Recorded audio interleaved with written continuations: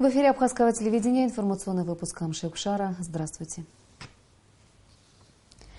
Сегодня в выпуске о взаимовыгодном сотрудничестве премьер-министр Абхазии Беслан Барцец встретился с главой Мордовии. Первая церковь за последние 100 лет в селе Псхо освящен храм Иоанна Крестителя. Абхазия глазами детей. Объявлены победители фотоконкурса.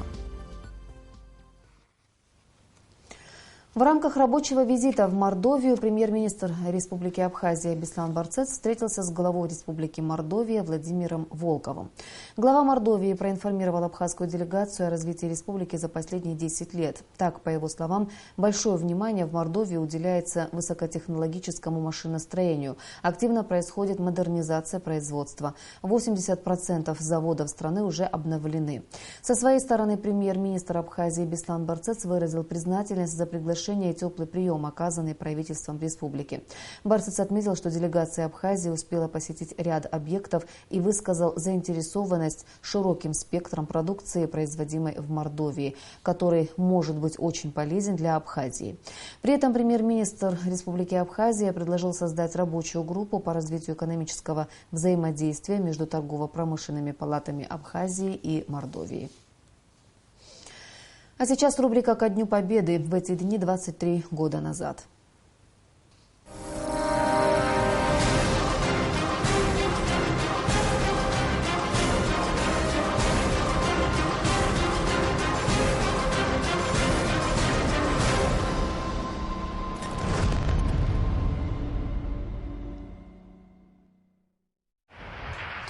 «23 сентября подразделения Абхазской армии на Западном фронте продолжили успешное наступление. Освобождены здания средней школы номер 16, бывшего Сухумского райкома партии, второй поликлиники, кондитерской фабрики, завода газовой аппаратуры, химзавода и Сухумской телефонной станции.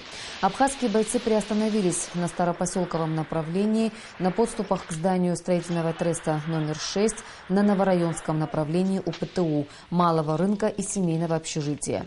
Освобождена Сухумская гора и фуникулер. В это время на Восточном фронте 6-тысячная группировка противника, усиленная многочисленной бронетехникой и артиллерией, пошла на прорыв со стороны Очамчыры по направлению к городу Сухум.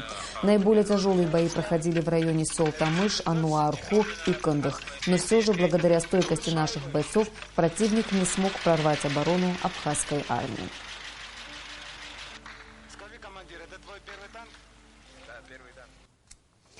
Презентация третьей заключительной части музыкального фильма «Харахаруа Рейхабе» «Песни нашей победы» состоится 27 сентября в день освобождения столицы на набережной Махаджиров у Колоннады. О подготовке к презентации расскажет Амра Амичба. Масштабный музыкальный проект, аналогов которому нет в республике, подошел к своему логическому завершению. Сейчас идут последние работы по монтажу третьей части фильма. Благодаря музыкальному проекту «Харахаруа Рейхабе» журналиста Эйма Ходжа песни военных лет обрели вторую жизнь. Огромная работа проделана. Мы завершили реконструкцию песенного военного фольклора. Приняли такое решение, взяли все знаковые здания в городе, за которых шли бои, и столицу, и просто вот город живет вот сегодняшней жизнью, ездят машины, люди что-то покупают, ругаются, встречаются, и на высоте, на этих знаковых зданиях, на стенах идет наш архив. Он живет, вначале может показаться, что он живет отдельно своей жизнью, как прошлое, но когда всматриваешься, понимаешь, что это вот та основа нашей сегодняшней жизни. Презентация состоится в день освобождения Сухума на набережной Махаджиров. Эрик Мика принимал участие во всех 3 частях фильма. Начинал он как исполнитель песни, затем сценарист, а к завершению трилогии выступал уже как один из режиссеров на съемочной площадке. Он же является и режиссером церемонии презентации фильма. Это будет живая вокально-инструментальная музыка из лучшие хиты из всех остальных сезонов. Это будет закрытие, конечно же, вообще проекта, и, соответственно, у нас некие интересные информационные локации будут по набережной, как уже принято, как завелось с самого начала. Это будут лица героев, это будут узнаваемые какие-то событийная хронология будет по войне от начала до конца. И у зрителя будет возможность пройтись с площади Сергея Васильевича Багапши, посмотрев все это, ощутив всю эту атмосферу, впитав до проведения нашего мероприятия. В отличие от первых двух частей проекта, в которые вошли популярные песни военных лет, в третьей части «Харахару Арихабы» представлены 8 редких песен, звучавших в узком кругу, а также новые песни на стихи бойцов. К примеру, семья Николая Джонуа предоставила неоконченную рукопись стихотворения. Из проекта в проект над музыкальным сопровождением фильма трудятся аранжировщики и музыканты студии «Ама Рекордс». Работали над аранжировками. Из нового то, что все-таки звучание, я думаю, что именно если смотреть с точки зрения студийной работы, мы уровень, так сказать, подняли. В 2011 году компания «Аквафон» поддержала идею создания музыкального фильма «Харахару Арихабы», посвященного первому президенту Абхазии Владиславу Арзенба. И вот уже 5 лет первый мобильный оператор является генеральным спонсором проекта. Песни с этого проекта стали хитами не только в Абхазии, но и за рубежом, особенно в республиках братских народов наших. Наша компания является генеральным спонсором проекта, и мы горды тем, что являемся частью такого социально важного проекта. Проект «Харахару Арихабы» является неким связующим между поколениями и не дает нам забывать о большой значимости нашей войны и тех, кто воевал. И всех мы приглашаем 27 числа на набережную, на колоннаду, для того, чтобы вновь проникнуться этими песнями и поблагодарить ту команду, которая занимается этим проектом. Проект «Песни нашей Победы» посвящен самой важной теме – Отечественной войне народа Абхазии, что дает ему особенную, объединяющую силу. Вне всякого сомнения, фильм вызвал глубокий отклик в душе каждого гражданина республики от мала до велика. Песни поют даже в детских садах и школах, а аудиозаписи звучат из окон квартир и машин. Для меня главная была идеологическая составляющая. Собрать вот этих ребят, чьи отцы погибли на войне, чьи отцы воевали. И сохранить вот эту вот преемственность. У нас это получилось. У нас в результате съемок сложилось такое братство. Братство Хару Арихабы. За 3 года они выросли. Они стали другие, они даже больше стали походить на своих прототипов в фильме, если заметили, там жест отца, взгляд отца. И они такие же, как их отцы. Если надо будет, они, конечно же, повторят их подвиг. «Харахару Арихабы» – это уникальный проект, масштабы которого трудно переоценить. И реализована основная идея фильма, которую ставили перед собой авторы – сохранение связи и преемственности поколений.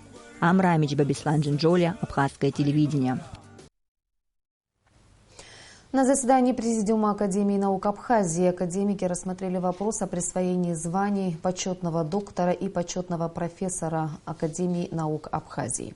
Важно отметить, что присвоение почетных званий происходит в истории Абхазии впервые. Академики рекомендовали для получения звания почетный доктор Академии наук Абхазии писателя Алексея Гогуа, историка Миру Иналыпа, литературоведа, публициста Руслана Кабба и лингвиста Владимира Касландзе. Кандидатура профессора Казанского федерального университета Нафисы Мингазовой была выдвинута в качестве претендента на звание почетный профессор Анна. Еще одно значимое в научной среде Абхазии имя было озвучено на заседании Президиума Академии. К почетному званию иностранный член Академии наук Абхазии был представлен академик Российской академии наук, президент Южного научного центра профессор Геннадий Матишев. По итогам голосования все кандидатуры получили единодушное одобрение. В Сухуме простились с Саидой Ашхаруа. Известная абхазская пианистка, музыковед, заслуженный работник культуры Абхазии, кавалер ордена Ахиц-Апша 3-й степени Аида Ашхаруа скончалась на 76-м году жизни после тяжелой продолжительной болезни. Проститься с выдающейся личностью пришли президент Рауль Хаджимба, члены правительства, депутаты Народного собрания, общественность, друзья и коллеги Аиды Ашхаруа. Нескончаемым потоком шли люди, чтобы проститься с талантливой абхазской пианисткой, музыковедом, заслуженным работником культуры страны.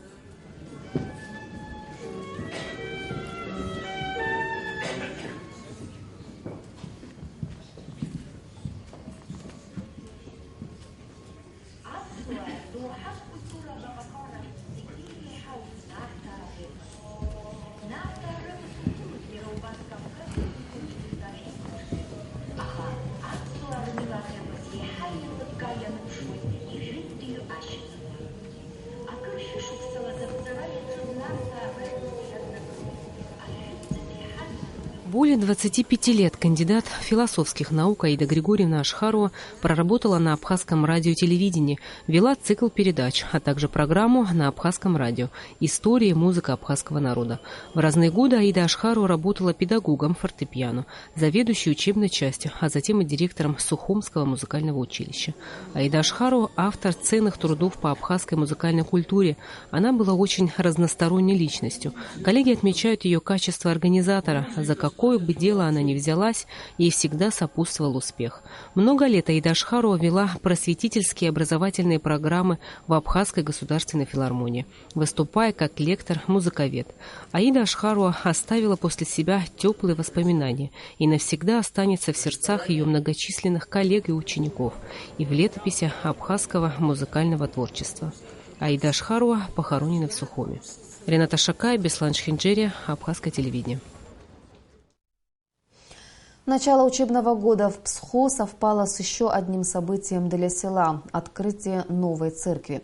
Храм Иоанна Крестителя открыл свои двери для верующих. За последние 100 лет храм освящают здесь впервые. Золотые купола вместо мраморных стен дерева. Это сооружение создано без единого гвоздя, лишь с использованием топора. Но сложность строительства заключалась не только в этом. Рельеф местности и отдаленность высокогорного села затрудняли доставку строительных материалов. Но цель была достигнута. После 9-летнего строительства храм Иоанна Крестителя открыл свои двери для христиан. И символично, что этот день совпал с праздником Рождества Богородицы. Сколько усилия! И какая сложная дорога, как это все надо было, каждое бревно, каждый предмет, который вы видите, сперва надо было привезти в Абхазию, а потом уже разными путями ее надо было доставить в Псху. Мы, люди, не сможем друг другу оплатить эти своими силами. Сам Господь отблагодарит вас всех. В Абхазии это единственная церковь, сооруженная без единого гвоздя. В России же таких около 5. Настоятель храма Иоанна Крестителя в Псху, управляющий Абхазской православной церковью иерей Виссарион Аплия, не смог присутствовать на торжестве, так как принимал участие в открытии храма Пресвятой Богородицы в селе Адюбжа. Виссарион Аплия 10 лет назад осветил место, на котором должно было начаться строительство храма Иоанна Крестителя. И вот это свершилось. За последние 100 лет здесь впервые проходит обряд освящения церкви. Божественную литургию с самого утра провели отец Василиск и отец Игнатий.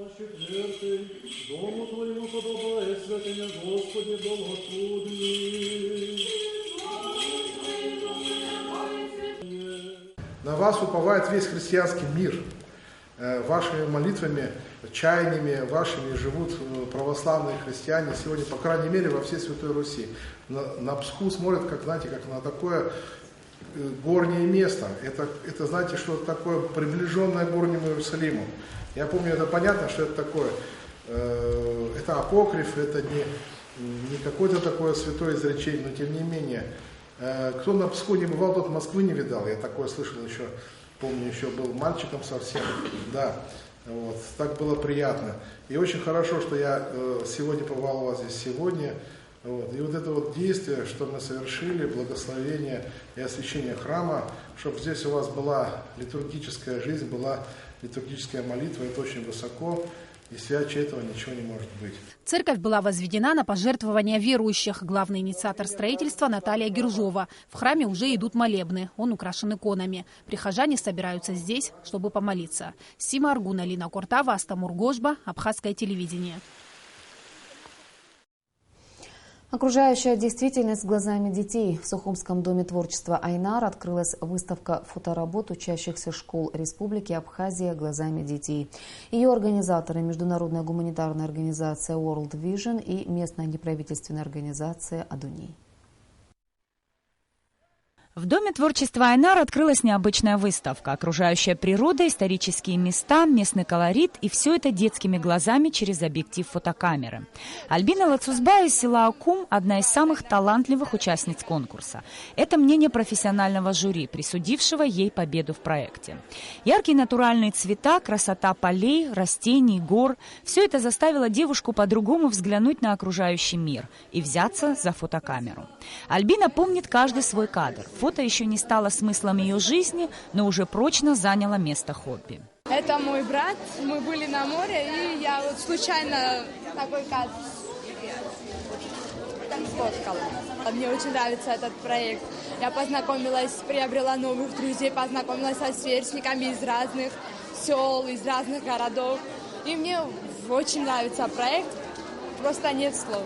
И очень жаль, что этот проект так заканчивается. Проект международной гуманитарной организации World Vision длился целый год. В нем были задействованы учащиеся сельских школ многих районов Абхазии.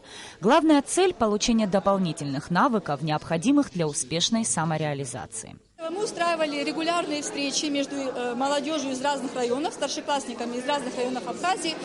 От Гала до Гудауты были разные села. Они встречались, делились опытом, интересами своими, то, чем они живут, и на те идеи, которые находили общий отклик, они писали проекты. Лучшие проекты получали гранты, они их осуществляли совместно.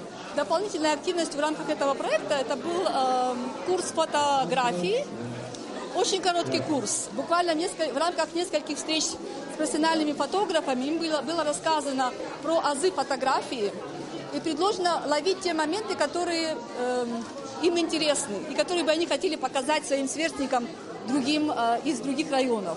И сегодня мы видим те моменты, которыми они хотят поделиться со всеми нами. Участие в проекте помогло Софье Козлитиной принять решение заняться фотографией профессионально. За спиной у девушки 3 работы, главный лейтмотив которых – местный колорит.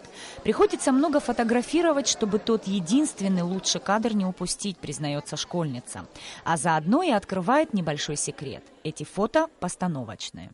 Это было снято в нашей деревне Царча где-то в мае. Мы хотели показать культуру, традиции и, наверное, народный стиль.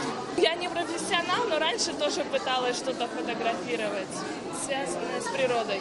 На завершающую конкурсную выставку представлены 50 работ 38 учащихся сельских школ.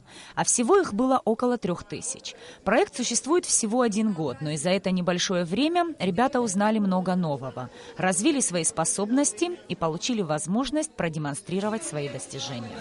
Совершенно разные фотографии объединяет то, что они получились искренними и живыми. Нисфа Аршба, Михаил Братухин, Абхазское телевидение. 25 сентября на набережной Махаджиров пройдет 4-й международный молодежный арт-фестиваль «Прогулка по набережной», который проводится в основном для молодежи, желающей проявить свои творческие способности и продемонстрировать их жителям города и республики. Основные задачи акции – привлечь внимание жителей и гостей Абхазии к современному творчеству молодежи, а также возрождение культуры чтения, пропаганда искусства и народного творчества. Проект создан специально для продвижения различных направлений национальной культуры – музыкальной, театральной и танцевальной, художественной, а также литературной и библиотекарской. В завершение о погоде. По сообщению гидрометеослужбы, в выходные дни в Абхазии ожидается неустойчивая погода. В субботу переменная облачность, ночью и утром временами дождь с грозой, днем без осадков. В воскресенье преимущественно без осадков. Температура воздуха ночью плюс 14-16, днем плюс 21-23 градуса. Информационный выпуск завершен. Я прощаюсь с вами. До встречи в эфире.